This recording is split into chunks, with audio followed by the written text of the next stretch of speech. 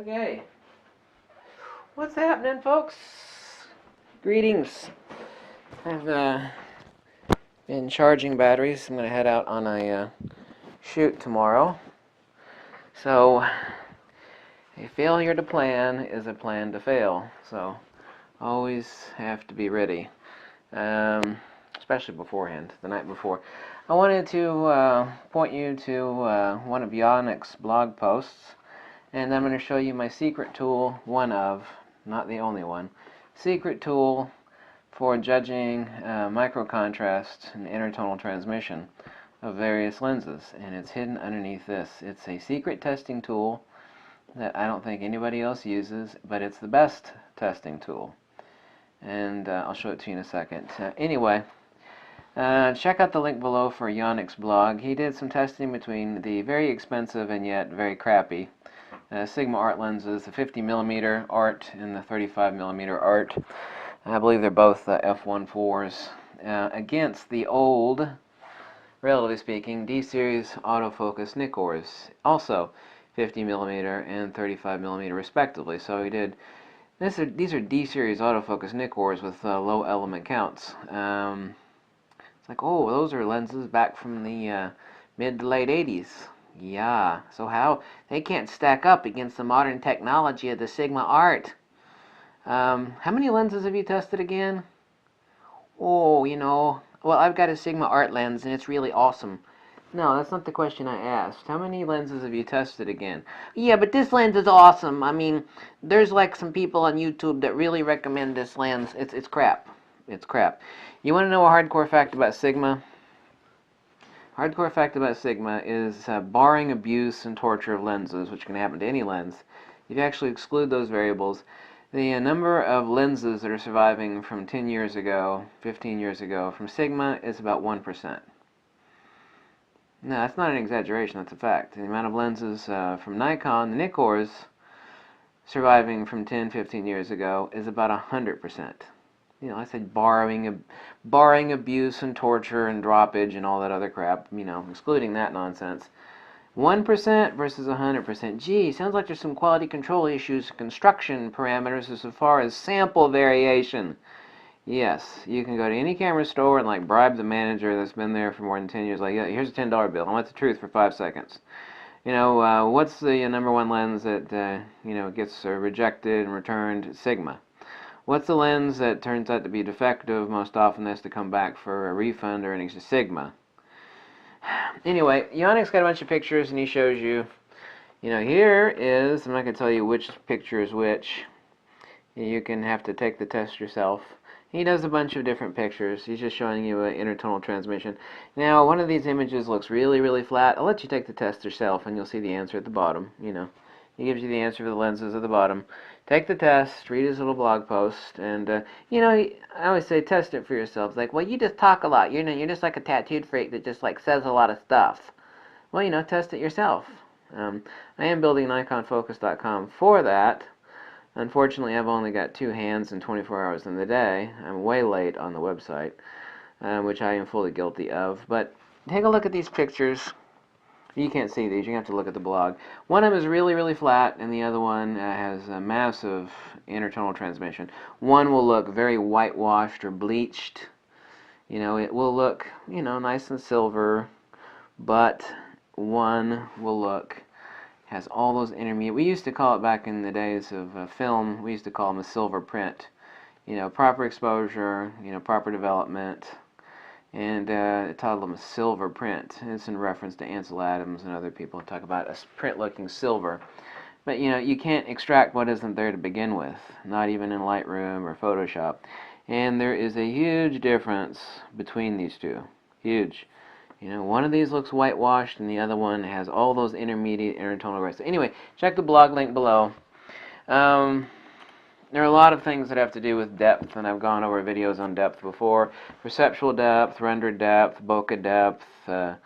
Then you actually have a depth versus 14-bit versus 12-bit, and then you have a photosite or pixel pitch, which has better gain for low-level EV value light to register a wave an electrical signal on the sensor to be recorded, to be processed by the AD converter, and to be processed by the SNR firmware. So there are 6 different variables for depth. I'm not going to get into that again, at least not right in this video. One of the little magic tools that I've got, what's the best way to judge microcontrast? When a person looks at colors, they're really fooled, because they're looking at all these bright colors. That's the way the human brain works. If you actually look at a black and gray print, you know, you're looking at a lot of different stuff that are different objects. What if you had one object that was like a explosion of a gray card? You know, you had all these tonal values. If you gave some nice incident light to it, an explosion of inner tonals, you have one color basically. It's kind of like Ansel Adams' zone system or zone card on crack. You have all these different gray scales going all the way from black up to, you know, in this case not white, but, you know, pretty darn white if you illuminate it correctly and if you expose for it correctly. Is there actually a system out there, a single device, if you will, that really drives it home when you take a picture with one lens, click, take a picture with another lens, click, you know, 35mm versus 35mm, both at f1.4, both same ISO, taken on the same camera, that really lets you see, oh damn, I can see the huge difference between microcontrast. And here it is. This is the secret weapon, one of my secret weapons.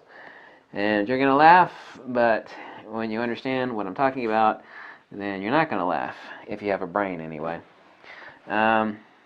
If not from this current illumination, which is all enveloping and wrapping around, and I don't actually have any strong incident light here like I would if, for example, I were to clumsily reach for a flashlight over here and actually illuminate it thusly, where I had all these gradations between level 1 to level 14 and all these midtones. It really, you know, I got all these nooks and crannies, so I not only have physical depth here, but I have one gradation, one color with a tremendous amount of tonal value all the way, if correctly illuminated. This is just kind of an example of how I'll illuminate it with a speed light or studio strobe, where you have 7, 8 stops of gradation of one color. So your brain, you know, is not concentrating on all these various different colors. You just have one gradation. Even if this were in black and gray and it were not one object but a lot of different stuff, your mind is looking at all these different things, and it isn't able to judge properly. You have to have a single object that has a lot of physical depth but is one color, whether you shoot it in color or shoot it in convert it to black and gray. It doesn't make any difference. It's still the same. And this is it. And this is one of my secret weapons for really seeing the huge difference. This is the canary in the coal mine. This is the litmus test that is very easy to see microcontrast when compared to other lenses. It's like, well, here's one 35mm lens by X company. Here's another 35mm lens by another company. You can actually shoot like a gnarled old piece of barnwood that has a lot of cracks and crevices in it if you want to do your own testing.